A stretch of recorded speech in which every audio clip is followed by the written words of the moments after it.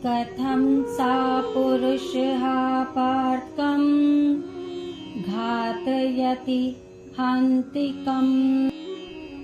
श्री कृष्ण कहते हैं, हे प्रथा पुत्र अर्जुन, जो पुरुष इस आत्मा को नाश रहित, नित्य, अजन्मा और अव्यय जानता है, वह पुरुष कैसे किसको मरवाता है और कैसे किसको मारता है।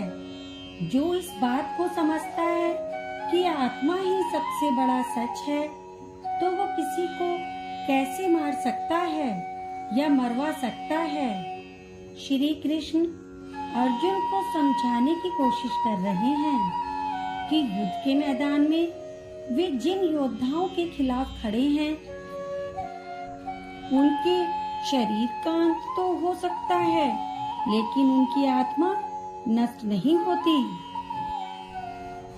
आत्मा से अधिक हम पार्थिव शरीर को महत्व देते हैं। इसका मतलब ये हुआ कि हम सच से अधिक झूठ को महत्व देते हैं, जबकि हमें महत्व देना है अपनी आत्मा को, जो हमेशा थी, है और हमेशा रहेगी। वासांसि जीर्णानि यथा विहाय नवानि गृह्णाति नरो पराणि तथा शरीराणि विहाय जीर्णान् यन्यानि संयाति नवानि देहि। जैसे मनुष्य पुराने वस्त्रों को त्याग कर दूसरे नए वस्त्रों को ग्रहण करता है, वैसे ही जीवात्मा पुराने शरीर को त्याग कर दूसरे नए शरीरों को प्राप्त होता है। मतलब आत्मा को छोड़कर सब कुछ बदलता है। श्री कृष्ण इसकी तुलना दैनिक क्रियाकलाप से करते हैं। जब हमारे वस्त्र पुराने हो जाते हैं, फट जाते हैं, वह पहनने योग्य नहीं रहते, तो हम उन्हें त्याग कर नए वस्त्र धारण कर लेते हैं। लेकिन ऐसा करने से हम स्वयं में परिवर्तन नहीं करते। इसी प्रकार आत्मा भी अपरिवर्तित रहती है। जब अलग अलग कारणों से मृत्यु होती है और शरीर रहने लायक नहीं रहता, तो आत्मा उसे छोड़कर दूसरे शरीर में चली जाती है। हमारी देह की आयु होती है, आत्मा की नहीं।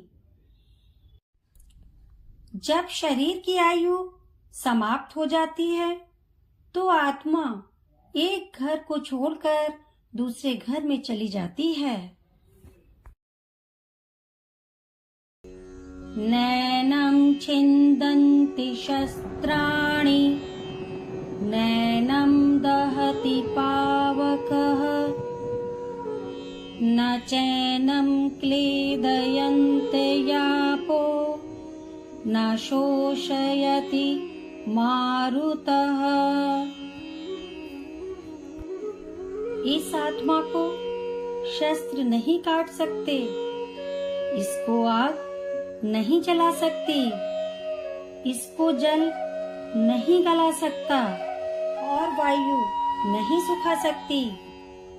आत्मा कोई वस्तु नहीं है कि कट जाए, जल जाए या सूख जाए। आत्मा के इसी स्वरूप को कृष्ण समझा रहे हैं। वह कहते हैं कि आत्मा इस स्थूल शरीर से सूक्ष्म है। कोई भी स्थूल पदार्थ किसी वस्तु को ही तोड़ या नष्ट कर सकता है। तलवार एक पौधे या मानव शरीर को काट सकती है, लेकिन हवा या आकाश को नहीं काट सकती। सूक्ष्म से सूक्ष्म वस्तुएं इस स्थूल वस्तुओं द्वारा स्पर्श या प्रभावित नहीं होती हैं। आत्मा सबसे सूक्ष्म तत्व है। इसे कोई भी चीज किसी भी तरह से छू नहीं सकती, प्रभावित नहीं कर सकती। अच्छेद्योऽयं दाह्योऽयम् अक्लेद्यो शोष्य इव च नित्यः सर्वगतः स्थाणुर् अचलोऽयं सनातनः। श्री कृष्ण कहते हैं, यह आत्मा अछेद्य है, इसे छेदा नहीं जा सकता, यानी अखंडित है। यह आत्मा अदाय है, इसे जलाया नहीं जा सकता। यह अक्लेद्य है, इसे गीला नहीं किया जा सकता, और निसंदेह अशोष्य है, ना ही इसे सुखाया जा सकता है। तथा यह आत्मा नित्य, सर्वव्यापी, अचल, स्थिर रहने वाली और सनातन है। यह सर्वव्यापी, अपरिवर्तनीय व प्राचीन है। 5 तत्व केवल शरीर को ही प्रभावित कर सकते हैं, क्योंकि वह 5 तत्वों से बना है। आत्मा कोई रचना नहीं है। शरीर नश्वर है, यह एक न एक दिन समाप्त हो ही जाएगा। इसलिए हमें शरीर पर ज्यादा ध्यान देने की आवश्यकता नहीं है।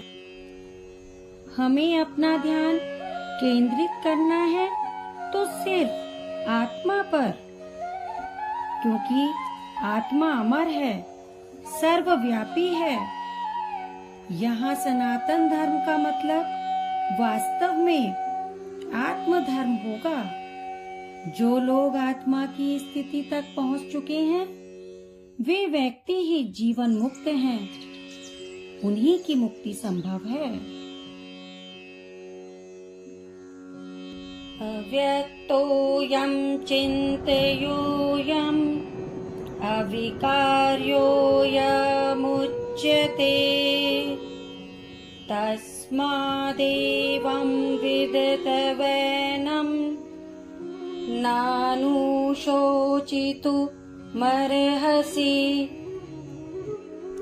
यहाँ श्री कृष्ण आत्मा के स्वरूप को बता रहे हैं। वह कहते हैं, यह आत्मा अव्यक्त है, इसे व्यक्त नहीं कर सकते, समझा नहीं सकते। यह आत्मा अचिंत्य है, इसको हम सोच भी नहीं सकते। आत्मा विकार रहित कही जाती है, इसमें कोई कमी नहीं है। आत्मा वह शाश्वत आधार है जो मन से लुप्त होने के बाद भी विद्यमान रहता है। जब मन शुद्ध हो जाता है तो वह आत्मा में लीन हो जाता है, तो संपूर्ण वस्तुनिष्ठ जगत लुप्त हो जाता है। केवल आत्मा ही अपनी स्थिति में रह जाती है। फिर मन आत्मा को कैसे समझ सकता है? इससे हे अर्जुन, इस आत्मा को उपर्युक्त प्रकार से जानकर तू शोक करने के योग्य नहीं है, अर्थात तुझे शोक करना उचित नहीं है। श्री कृष्ण अर्जुन को सत्य को जानने तथा सभी दुख और मोह से ऊपर उठने का उपदेश देते हैं कि आत्म साक्षात्कार ही अज्ञान और दुख यानी मोह और शोक से मुक्त होने का एकमात्र तरीका है। ज्ञान ही संसार के अंधकार को दूर करने वाला शुद्ध प्रकाश है। अथ चैनं नित्यजातं नित्यं वा मन्यसे मृतम् तथापि तवं महाबाहो नैवं शोचितुमर्हसि। यह एक महत्वपूर्ण श्लोक है।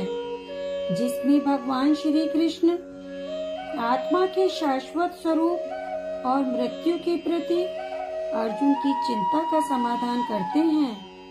इस श्लोक में भगवान अर्जुन को समझाते हैं कि यदि तू इस आत्मा को सदा जन्म लेने वाला तथा सदा मरने वाला मानता हो तो भी हे महाबाहो, तू इस प्रकार शोक करने के योग्य नहीं है, क्योंकि आत्मा का सत्य इससे परे है। भले ही यह मान लिया जाए कि आत्मा भी शरीर की तरह ही जन्म मरण और पुनर्जन्म के अधीन है, फिर भी शरीर के नाश के लिए शोक करने की आवश्यकता नहीं है और युद्ध में मारे जाने वाले लोगों के लिए तो बिल्कुल भी नहीं।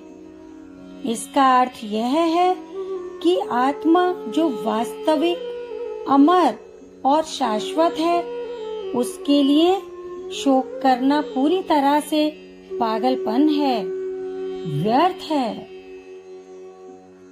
जातस्य हि ध्रुवो मृत्युर् ध्रुवं जन्म मृतस्य च तस्माद् परिहारे अर्थे ना त्वं शोचितुमर्हसि। कृष्ण कहते हैं कि अर्जुन, अगर तुम यह मानते हो कि जन्मे हुए की मृत्यु निश्चित है और मरे हुए का जन्म निश्चित है, इससे भी इस बिना उपाय वाले विषय में तू शोक करने के योग्य नहीं है। इसलिए इस शास्त्रीय प्रकृति के कारण विनाश शोक का कोई कारण नहीं है। इस श्लोक में भगवान कृष्ण जीवन और मृत्यु के चक्र के बारे में गहन जानकारी देते हैं। वे अर्जुन को समझाते हैं कि जन्म और मृत्यु हमारे जीवन की सबसे बड़ी सच्चाई है। जो कोई भी जन्म लेता है उसे मरना ही पड़ता है और मृत्यु के बाद पुनर्जन्म निश्चित है। जो भी होना है वो सब पहले से निश्चित है, वो तो हर हाल में होकर ही रहेगा। फिर उसके लिए चिंता या शोक क्यों करना? अपने को कमजोर व दुर्बल बनाने की क्या आवश्यकता है? अव्यक्तादीनि भूतानि व्यक्तमध्यानि भारत अव्यक्तनिधिनान्येव तत्र का परिदेवना।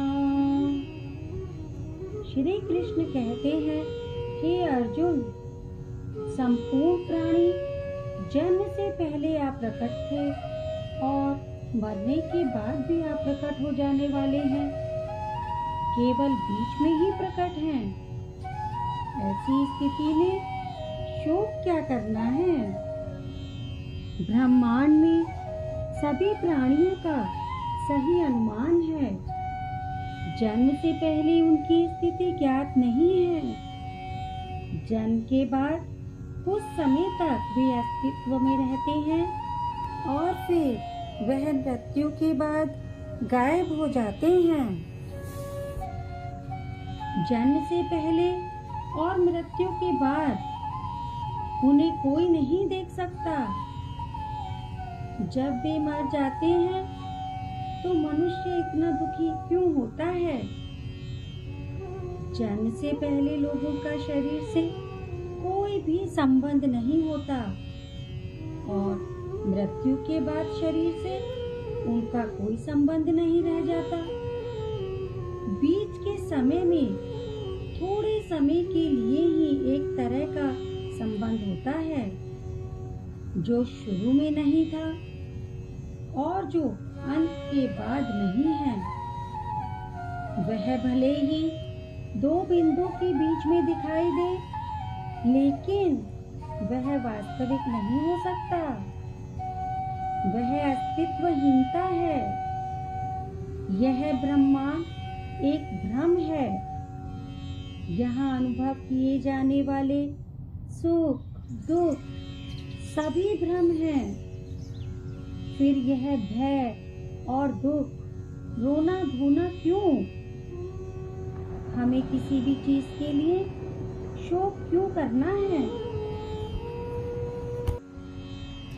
आश्चर्यवत् पश्यति कश्चिदेन माश्चर्यवद् वदति तथैव चान्यः।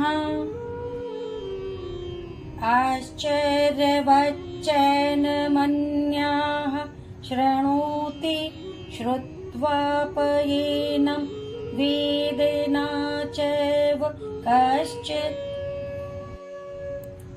कोई एक महापुरुष ही इस आत्मा को आश्चर्य की भांति देखता है और वैसे ही दूसरा कोई महापुरुष ही इसके तत्व का आश्चर्य की भांति वर्णन करता है तथा दूसरा कोई अधिकारी पुरुष ही इसे आश्चर्य की भांति सुनता है और कोई कोई तो सुनकर भी इसको नहीं जानता। यानी आत्मा को समझना बेहद ही मुश्किल है। इस श्लोक का अर्थ है कि वक्ता, श्रोता और परम पुरुष की ज्ञाता सभी आश्चर्यचकित हैं। अन्य लोग इसे सुनकर भी नहीं समझ पाते, क्योंकि आत्मा को समझने के लिए, महसूस करने के लिए हमारा मन शुद्ध होना बहुत आवश्यक है। जब दर्पण साफ होता है तो छवि उसमें स्पष्ट रूप से दिखाई देती है।